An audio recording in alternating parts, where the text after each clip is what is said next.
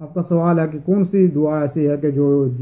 جامع دعا ہے کہ جس کو کرنا چاہیے؟ تو اللہ کے نبی صلی اللہ علیہ وسلم کے بارے میں آتا ہے، حضرت انس راوی ہیں، وہ فرماتے ہیں کہ اللہ کے نبی صلی اللہ علیہ وسلم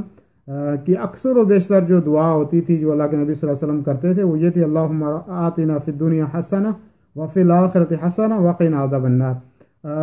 کہ اللہ رب العالمین تو مجھے دنیا میں بھی بھلائی دے اور آخرت میں بھی بھلائی دے اور قبر کے عذاب سے بچائے۔ اس کے اندر جو ہے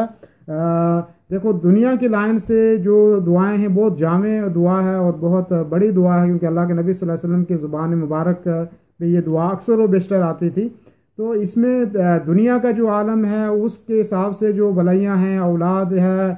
رزق ہے، جو بھی بھلائیاں ہیں، اچھائیاں ہیں دنیا کے حساب سے، وہ اس دعا کے اندر آ جاتی ہیں۔ اور اس کے بعد آخرت کی لائن سے جو ہیں جنت کا حصول ہے، جہنم سے پناہ مانگنا ہے،